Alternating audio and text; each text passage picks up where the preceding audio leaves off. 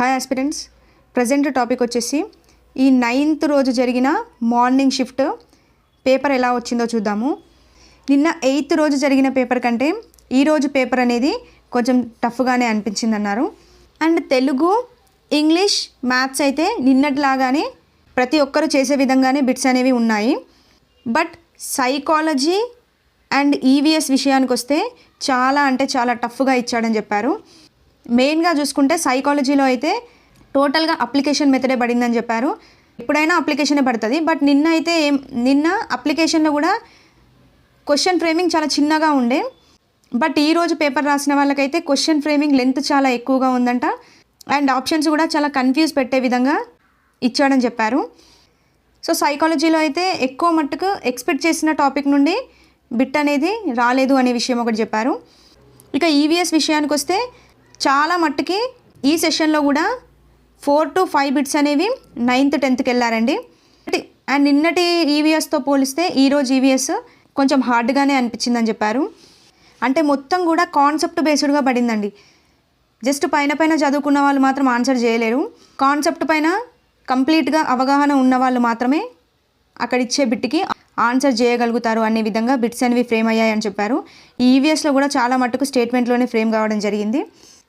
కొన్ని క్వశ్చన్స్ అయితే జనరల్గా కూడా రావడం జరిగిందంట. సో ఓవరాల్గా చూసుకుంటే ఈ సైకాలజీ ఈవీఎస్ మాత్రమే చాలా టఫ్గా అనిపించిందని చెప్పారు. సో మిగతా ఈ 3 సబ్జెక్టులు మాత్రం ఈజీగానే ఉన్నాయంట క్వశ్చన్స్.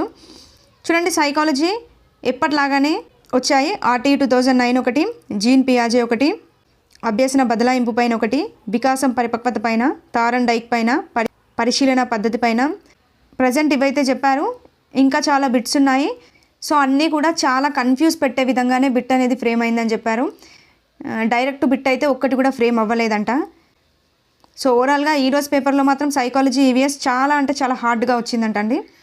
ఇంగ్లీష్ అయితే ప్యాసేజ్ అయితే చేసే విధంగానే ఉందంట.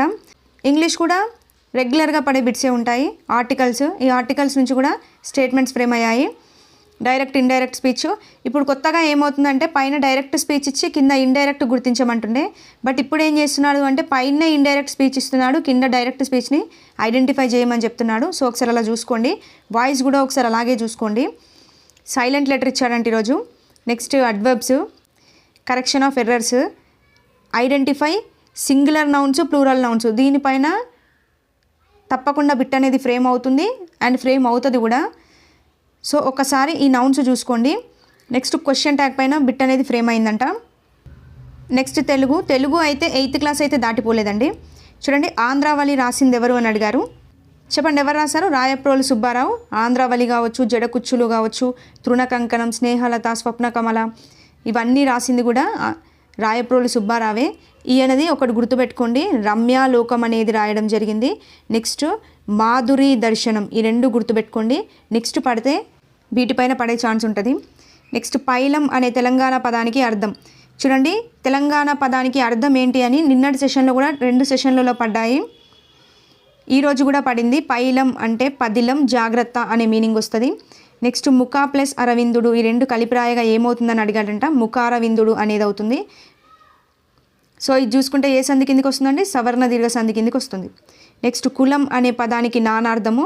వంశం, జాతి, శరీరం, ఊరు, ఇల్లు, నేతి పొట్ల, దేశం, పిల్లి. ఇందులో ఆప్షన్స్ ఇచ్చిన దాన్ని బట్టి పెట్టేసుకుంటూ వెళ్ళొచ్చు. నెక్స్ట్ విభక్తుల పైన బిట్టుబడింది. చూడండి, నేను ఎన్నిసార్లు చెప్పాను విభక్తులు చూసుకోండి కంపల్సరీ అని. అందున్నన్ అనేది ఏ విభక్తి? సప్తమి విభక్తి కిందికి వస్తుంది. నెక్స్ట్ తెలుగులో మొట్టమొదటి ఎంఏ పట్టా పొందిన వ్యక్తి ఎవరు? పల్లా దుర్గయ్య. చూడండి, బిట్ ఫ్రేమింగ్ అనేది మారిపోయింది. అప్పుడేమో రచనలు ఇచ్చేసి అవి ఎవరు రాశారు అని అడుగుతుండే. బట్ ఇప్పుడు వాళ్ళ యొక్క కంప్లీట్ ఇన్ఫర్మేషన్ని కూడా బిట్ రూపంలో ఫ్రేమ్ చేయడం జరుగుతుంది. సో ఆ విధంగా చూసుకోండి. అండ్ కంపల్సరిగా కవి, అతని శతాబ్దం కూడా చూసుకొని వెళ్ళండి.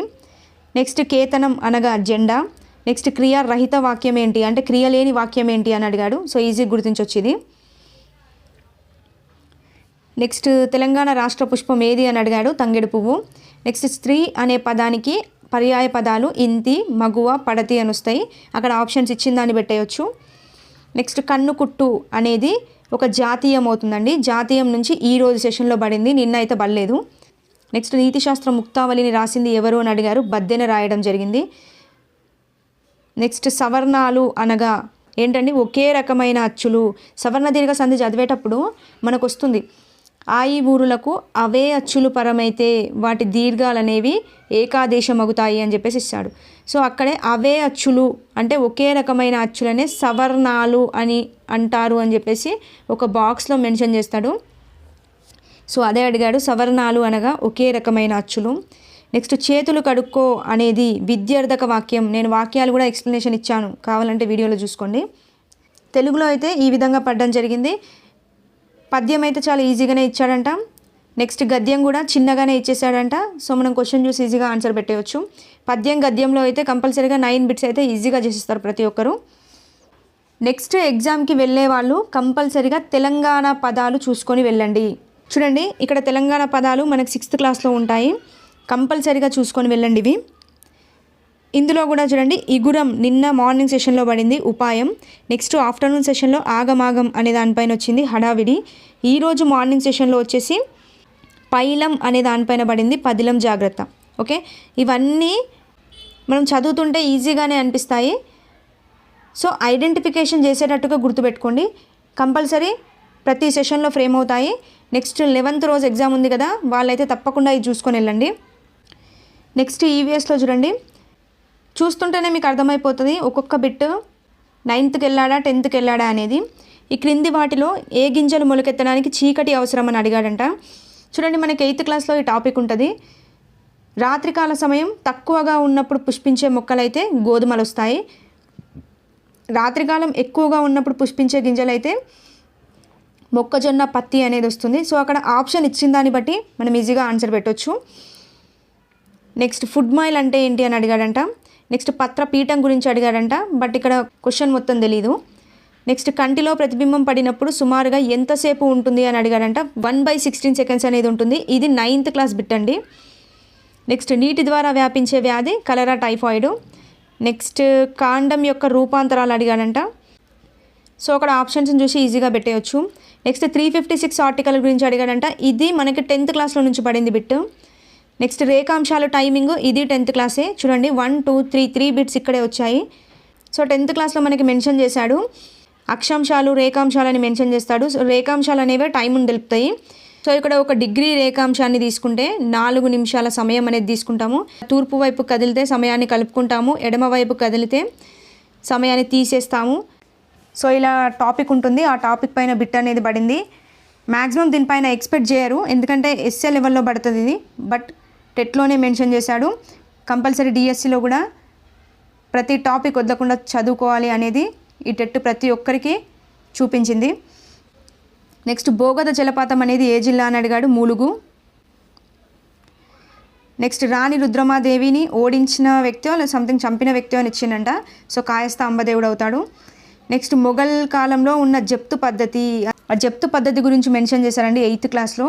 సో అందులో నుంచి పడింది. శ్రీకృష్ణదేవరాయలు కాలాన్ని సందర్శించిన యాత్రికుడు ఎవరు అని అడిగాడంట. పోర్చుగీస్ యాత్రికుడు డొమింగో పేజ్ అండి. నెక్స్ట్ ఎర్ర రక్త కణాల జీవితకాలం 120 days. చూడండి మ్యాక్సిమం ఇక్కడ కూడా సోషల్లోనే మనకి ఎక్కువగా బిట్స్ అనేవి కనిపించాయి. సో నెక్స్ట్ ఎగ్జామ్కి వెళ్ళే వాళ్ళు కూడా కంపల్సరీగా సోషల్ పైన కొద్దిగా ఫోకస్ చేయండి, ఎందుకంటే చాలామంది సోషల్ సరిగా అర్థం కాదు అని చెప్పేసి వదిలేస్తారు. సో అలా వదిలేయకండి, సోషల్ పైన ఎక్కువ బిట్స్ ఫ్రేమ్ అవుతున్నాయి, కంపల్సరీ సోషల్ చూసుకొని వెళ్ళండి. అండ్ నాకు కామెంట్ పెట్టారు 11th రోజు ఎగ్జామ్ ఉంది మేడం, సైన్స్ బిట్స్ చెప్పండి అని. సైన్స్ బిట్స్ చెప్పుకోవాల్సిన అవసరం లేదండి, ఎందుకంటే క్వశ్చన్ చూసామంటే ఈజీగా ఐడెంటిఫై చేసేస్తావు, బట్ సోషల్ అలా కాదు, కాన్సెప్ట్ పైన గ్రిప్ ఉంటే మాత్రమే బిట్ అనేది పెట్టగలుగుతాం, అలా ఇస్తున్నాడు. సో నెక్స్ట్ కూడా కంపల్సరీ సోషల్ పైనే ఎక్కువ బిట్స్ ఫ్రేమ్ కావడానికి ఛాన్స్ ఉంటుంది. సో ఈరోజు 9th, రేపు 10th కదా, రేపు మ్యాక్సిమం 1 o'clock or 2 o'clock లోపల కంపల్సరీగా సోషల్ పైన బిట్స్ అనేవి పెడతాను. మ్యాక్సిమం ఒక 30 to 40 బిట్స్ అనేవి ఫ్రేమ్ చేసి పెడతాను. చూసాం కదా ఇప్పుడు సోషల్ నుంచి ఏ విధంగా బిట్ ఫ్రేమ్ అవుతుందో, అదే విధంగా ఫుల్ కాన్సెప్ట్తోని ఒక 30 to 40 బిట్స్ అనేవి ఫ్రేమ్ చేసి పెడతాను. మ్యాక్సిమం ఒక 1 hour ఉంటుంది వీడియో. ఇప్పుడు నేను బిట్స్ని మేక్ చేసి వీడియో చేసి అప్లోడ్ చేయాలంటే నాకు కొద్దిగా టైం పడుతుంది. సో ఎల్లుండి ఎగ్జామ్ కదా, నేను రేపు మాత్రం కంపల్సరీగా వీడియో అప్లోడ్ చేస్తాను.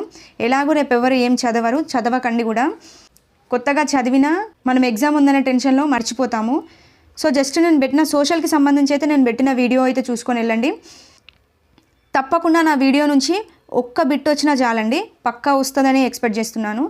మెయిన్గా ఇంపార్టెంట్ అనిపించే కాన్సెప్ట్స్ మాత్రమే తీసుకొని బిట్ ఫ్రేమ్ చేసి చెప్తాను. ఒక్క బిట్లోనే 4 to 5 బిట్స్ వచ్చేలాగా ఫ్రేమ్ చేసి పెడతాను. సో కంపల్సరీగా వీడియోని యూజ్ చేసుకోండి.